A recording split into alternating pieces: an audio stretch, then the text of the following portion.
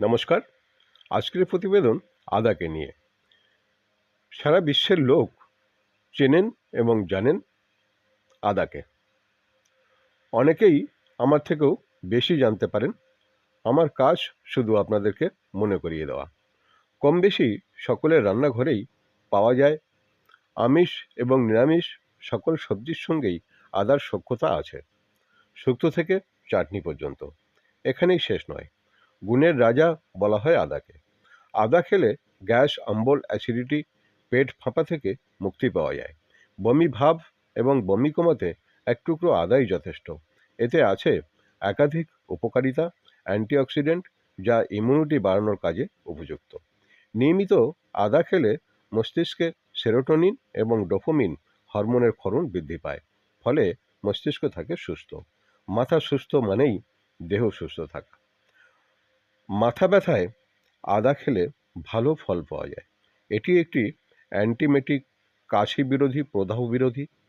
আদার hypoglycemic, রক্তের শর্করা ভাব কমায়, মানে সুগারের উপর ভালো কাজ করে, এবং হাইপোলিপিডোমিক, কোলেস্টেরল কমায়, মানে হৃদয়ের স্বাস্থ্যের জন্য খুবই উপকারী। নারী এবং পুরুষ উভয়ের জন্যই আদা অসাধারণ। শিশু থেকে বৃদ্ধ সকলের জন্য একটি সুপার ফুড। খাদ্যে গুণ বলে শেষ করা যাবে না, তবুও বিশেষ করে কয়েকটি উপকার এক জায়গায় না করলেই নয়। প্রথমত, ডায়াবেটিস, সর্দি কাশি, নারী পুরুষের সমস্যা, পাকস্থলীর যাবতীয় সমস্যা, উচ্চ রক্তচাপ, কোলেস্টেরল, অ্যান্টিঅক্সিডেন্ট, ইমিউনিটি পাওয়ার, ওজন কমানো, বাতের ব্যথা সহ যে কোনো ব্যথায়, রক্তে জমাট বাঁধা কমাতে, ভাইরাস দমন করতে, কেমোথেরাপির পর মুখের স্বাদ আনতে, অস্ত্রোপচারের পর বমিভাব কমাতে এবং প্রাতকালীন অসুস্থতা আটকাতে বিশেষ করে ফল পাওয়া যায়। এখন আপনাদের প্রশ্ন হলো, কখন, কতটা, কিভাবে, শুকনো না কাঁচা ইত্যাদি। অনেকে কাঁচা খেয়ে ভালো ফল পেয়েছেন, মনে করেন কাঁচা খাওয়া উচিত। আবার অনেকে শুকনো খেয়ে ভালো ফল পেয়েছেন, মনে করেন শুকনো খাওয়া উচিত।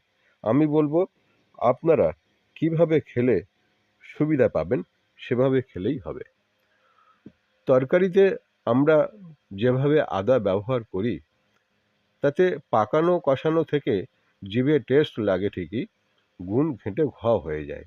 তাই বলবো, সকালে খালি পেটে এক টুকরো আদা চিবিয়ে এক গ্লাস জল খেয়ে নিন, ঠান্ডা অথবা গরম, যেটাতে আপনার সুবিধা হয়।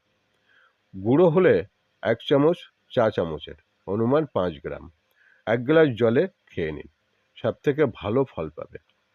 নিজের লোকেদের জন্য কিছু করতে চাইলে লাইক, শেয়ার করুন।